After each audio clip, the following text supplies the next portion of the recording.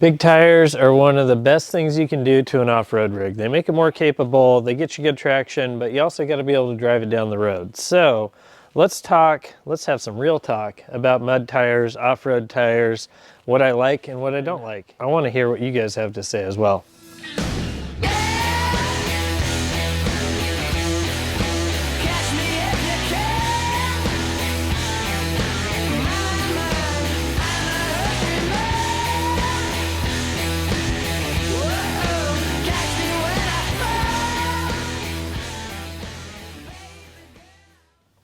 Over the years, I've run tons of tires on multiple different rigs, and it's always hard to tell if what you're buying is good for what you're doing or not. And it's also difficult to get like straight answers about anything. It seems like most of the time nobody ever wants to talk bad about a tire or a product. And I don't really want to talk bad about anything either, but I do want to at least give you guys my real world experience on quite a few of these tires that I've got around here and like ones that I've had in the past. So this one should be pretty fun. I just got back from the Unreal Adventure and I wasn't able to crank out a video for it yet, so I kind of wanted to get this one done. This video has been on my mind for quite a while, but I haven't ever actually done it. So let's go ahead and let's do some tire talk, some real world tire talk. All right, let's kick it off with these Super Swamper IROCs. These are a 42-inch tall bias ply tire. It's a 42, 14, 17. So 17-inch rim, 14-inch wide, 42 inches tall. This is a bias ply tire. Basically, there's tires that are steel belted radials, and there's bias plies. Steel belted radials have like a metal cable that runs through here that keeps everything together. The bias plies, they use nylon cords typically. So a bias ply tire is a little bit lighter usually and a little bit more pliable. So a lot of times a bias ply is a popular choice for rock crawling and being able to air down low and not have quite as much rotating mass. They aren't usually quite as heavy. This is actually a really neat tire. Let me drop it down here. When I moved up to the Pacific Northwest, everybody said, you gotta have bias ply IROCs. They're the best snow wheeling tire out there. And these were actually the tires that were on the Rock Viper. We built this rock bouncer styled V10 Dodge pickup on Dirt Every Day. Called it the Rock Viper. We were trying to do this rock bouncer theme. The rock bouncer guys typically run a 43-inch TSL SX, which is like a sticky compound 43, and it's a bias ply tire as well. We couldn't get those.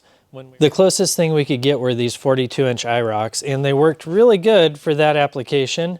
They weren't quite as sticky as what we needed if we were doing true rock bouncer stuff. And then later on, we pulled them off and we put on a bigger bogger. I think we put 44-inch boggers on it or something giant. So here's my theory on these. These are actually a directional tire. So this thing should work pretty good in the snow because it's going to pull and it's going to like draw the snow out the sides. It's got sort of a center rib, so with blocks that sort of overlap each other. So this thing should actually go down the highway pretty good. And they're relatively light for how big of a tire it is. So these are actually a really good candidate if you're building a rock crawler that's like a lightweight rig or a snow wheeler. In the past, I had friends who had Toyota rock crawler pickups that would run the 39.5-inch bias ply IROCs. And that was like a really good lightweight tire for like hardcore rock crawling. And it was one of the only tires you could get that tall and still be on a 15-inch rim. And back then, it was pretty cool to be able to run that big of a tire with a 15-inch wheel because the 15s were a popular wheel at the time, and the tire was big enough that you had a bunch of sidewall, so you could get a bunch of flex out of it, and it would grip the rocks really well. I'm excited to see how these work as a snow wheeling tire up here, and I do know a few people who've run them, and they've been really impressed with them. So this should be a fun tire to have around. It's pretty aggressive, probably not great on the street. And since it's a bias ply, it's a little bit harder to keep these things balanced and like running down the road well. They do also sort of tend to flat spot if you park them for long. So great off-road tire. I don't know that I'd throw them on my work truck and try to use these to get a bunch of miles out of, though. They look cool. You can't beat that, that's for sure. Next up, I want to show you these Milestar Patagonia XTs. This is a really neat tire. This is, it's an XT, which is sort of this new, sort of a new genre of tire, and it's in-betweener tire is also a term for it. XT, RT, in-between tire. It's basically a pretty hardcore tire that bridges the gap between all-terrain and mud terrain. This is a 40 1350 17, and it's cool that you can get a tire that tall with good sidewall flex and not have to have a super gnarly mud tire tread pattern. I actually run the 37-inch version of this tire on the Butter Jeep and really enjoyed it. I like the look of it because to me this tire, once it's aired up, it has kind of a rounded carcass and it looks like an old school desert race tire, but it's like a new DOT, like you'll get decent mileage out of it and stuff. The Butter Jeep worked amazing on these. I drove it all the way from like border to border basically for Fred's 50th birthday party, and all the way, there was almost 1,000 miles of like driving in snow and ice on it, and these things worked really well. And then I got down to Johnson Valley and did a bunch of rock crawling, and they did great there as well. So in my opinion, this is a good all-around tire, like a work truck or a JK or something that sees a lot of highway driving, as well as needing to be able to go off-roading on the weekends. Really good all around. I'm just stoked to see that you can get a 40 in this XT. So pretty neat. A little bit thinner on the sidewalls, but they do flex really well. They air down good and they wrap around rocks. And I think on Butter Jeep, I balanced them. They really didn't take a whole lot. You know, they drive smooth down the highway. So pretty mild on the tread pattern. The blocking is closer together. They do shed water well, which is good. And they have a bunch of siping. So this thing does work well in sort of wet or icy conditions. But then you also get a little bit of sidewall tread, so it kind of has a little more aggressive look from the side. That one's cool, Milestar Patagonia XT. They don't really push these as hard as the MTs to the off-road crowd, but I think this is actually a really good option. Next up, I want to show you this tire here. These were the tires that were on the Jeep truck thing when I bought it. I haven't actually driven on these, but I do have a bunch of experience with inexpensive tires. So I figured I'd show you these ones as well. This is a Delium Terrarator MT. Delium? I think that's how you say it. Anyways, this is a fairly basic tire. It's considered a mud tire. It's not super aggressive by today's standards, but it should go down the road really well. The tread spacing is massive on this, so you should be able to air it down and it'll sort of wrap around rocks pretty well. It has some pretty aggressive sidewall tread. It probably has thin sidewalls, but this is actually an E-rated 37. So this could be a pretty good tire to throw on a work truck or a JK that like maybe is overweight a little bit with a bunch of camping gear. So next up, we got the Milestar Patagonia MT-02. This is probably the most controversial tire or the most asked about tire that I ever have had on a rig. And it's partly because they started out very inexpensive. They hit the market and they were sort of like the cheap mud tire that you could get in big sizes. And now we're probably, I don't know, 8 years into these tires being available. You're seeing them on a lot of rigs. They are working really good. This one, these are the black labels, which means they're like a stickier compound. So you're not gonna get like a bunch of highway miles out of them, but they do get like amazing traction. And I did get some miles out of them. I just drove this rig on the Unreal Adventure, and by the time I got home, and wheeled and did everything. I'm at like 5,000 miles total. So it's pretty rad that you can get a sticky compound tire in a 40 and it's DOT approved.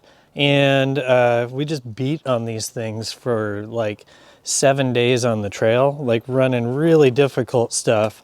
You'll be able to see videos on all that on the Unreal Adventure page, as well as when I start putting videos out about my trip.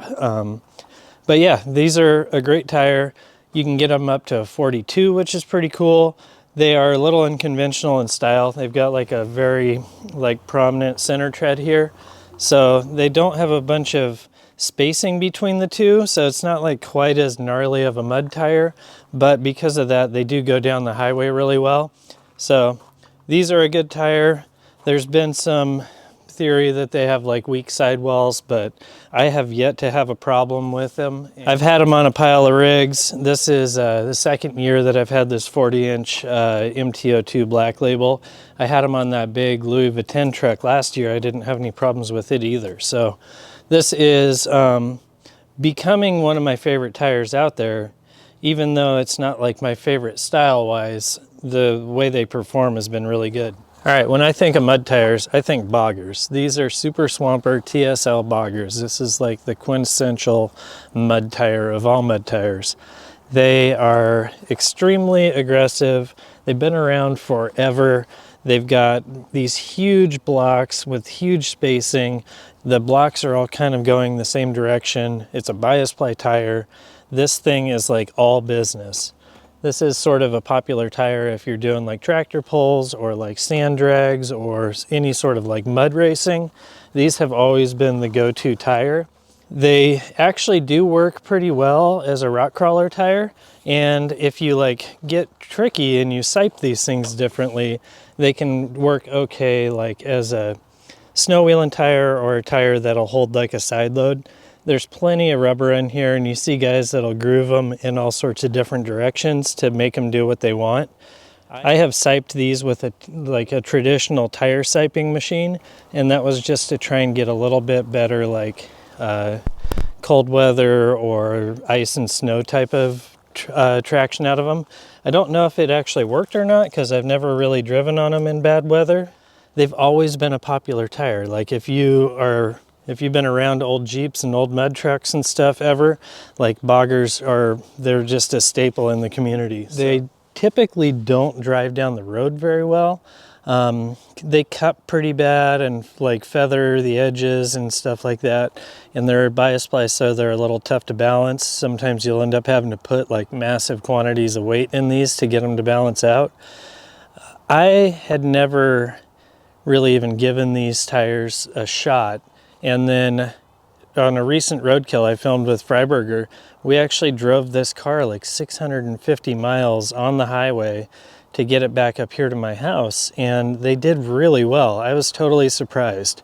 I would picture these tires going on something like period correct, like CJ7 or like an old, square body Chevy kind of mud truck style. I probably wouldn't run these things like all year round, but if you had something that was like a dedicated off-road rig, and especially if you have deep mud anywhere nearby, these things are great. So don't ever count these ones out. The Super Swamper Boggers are always going to be popular as long as they're making them. And I think they fit perfect on this little Pacer as well, because it's just wild looking, just like the tires. I've got some tires over here on this Trooper that are something that may never have been on your radar.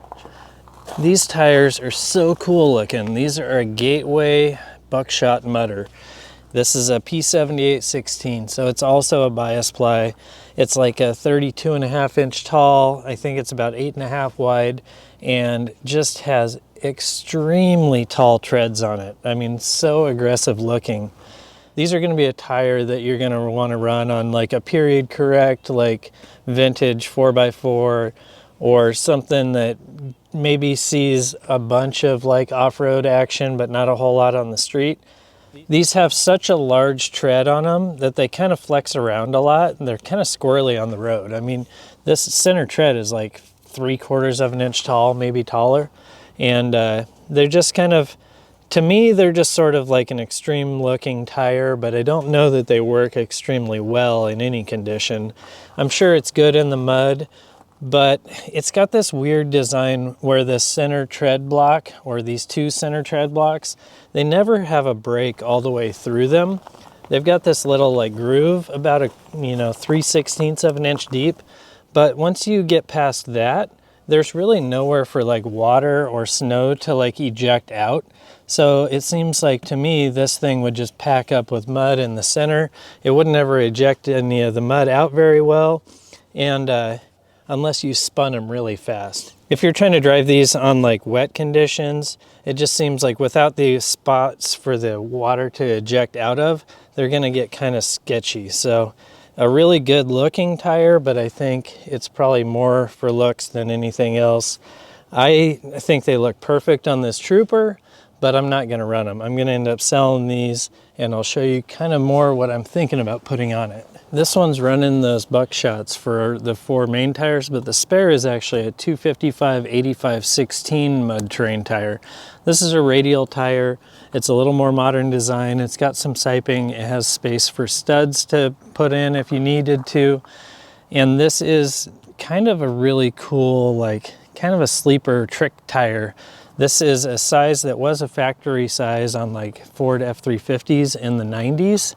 And you can actually get quite a few different tires in this size. It's about 32.5 inches tall. It's about 8.5 inches wide. And they're load range E, so they're super tough. Sometimes they're a little bit heavy for these little rigs, but you can air them down. They get a ton of miles out of them. I've actually run this size tire on a FJ80 Toyota Land Cruiser that I had for a long time, and I loved them. I had them in a Toyo Open Country MT, which was a fantastic tire, and then I also had them in a BFG mud terrain, the KM2. I don't recall which one it was really, but the Toyos I actually preferred a little bit. The Toyos were a little harder compound, kind of like this Maxxis Bighorn is, and the BFGs were a little bit softer, and I actually kind of wore the BFGs down faster than I was expecting to. But this is a little cool trick if you're gonna be doing like a vintage throwback style or like an overland rig and you wanna run a 16-inch wheel, but you want a tall skinny, the 255/85/16, definitely worth looking at. This is a tire that you may or may not have ever even heard of. This is a Mickey Thompson. This is a Baja Legend MTZ, or if you just call them MTZs, that's kind of what they're known by. And I've actually had these on this rig for like 4 years, 5 years. I've ran these tires mainly on this rig and they've worked really well. This is sort of it's a tire with a lot of cool style to it. It's got these big voids. It's got like big enough spacing. The tread blocks are big, but they're not like so large that they're flopping around. It actually has a little bit of siping. I have had a few people say that these have weak sidewalls, but I have never seen that. I've wheeled with guys on these tires that wheel them hard, and I haven't seen issues. These have been a really good tire. It's one of my favorites. The only downside that I have with these is that they have sort of they have almost like an ear-piercingly loud sound on the highway. They're 40s and they like balanced out fine, and they haven't done any weird cupping or feathering, but they are really loud. So it's a great off-road tire. I don't know if this is the tread pattern that I would get if I was gonna like put them on a work truck or something you're gonna throw a lot of miles at, but they have proven to be pretty good quality. They're kind of loud when you have the windows rolled down. What do you think? You like them? All right, let's go look at the ones on Mom's Spaghetti, okay? Come on, yeah. All right, Mom Spaghetti. This thing is on 38, 13, 50, 17 Falken wildpeak RTs. This is a really cool in-between tire, similar to that Milestar XT. This one seems to be a little bit heavier on the sidewall, a little bit harder on the compound. This is a pretty cool tire. Like, it's rugged looking from the outside, but the tread blocks on top are actually pretty mild. I could totally see these tires going on like a Super Duty work truck or like a Chevy 2500 that's got a little lift, and hauls a trailer or something, these are a pretty good quality tire. I've put a bunch of miles on these in Moab on the way to Moab and back, and I've actually wheeled a little bit of like rocky, I've wheeled a few like rocky canyon trails up here. I did a tire test on these about a year and a half ago in a 37 on this rig, and they worked great.